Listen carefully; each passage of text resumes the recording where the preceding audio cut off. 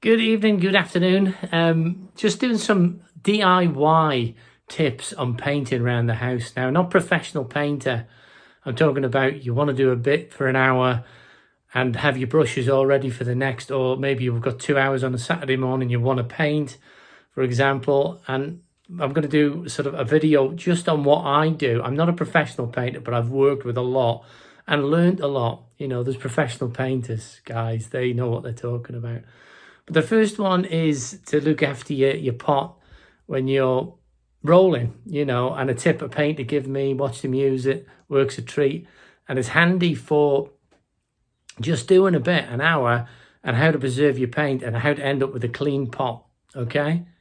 When I want to do a pot of paint, decant into it, and then the mess of cleaning up is just too much at the end of if you're only going to do 2 hours. This way, at the end of a period, you can fold it over back onto the paint, okay, and fold it all up. Just press it down. Try and keep the top bits free, because this will go sticky if you don't get it all down. You end up with lumps in your paint.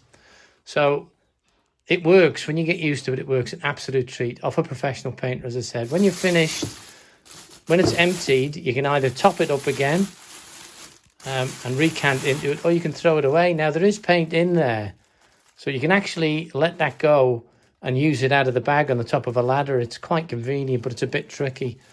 But then we get some 50-litre bin bags, bin liners, little light ones. Very cheap, come in a big roll, last you forever. Next, we take the 50-litre bag, we pop it in.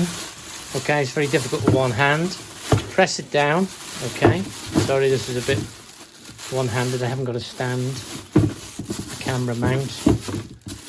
Pull it down.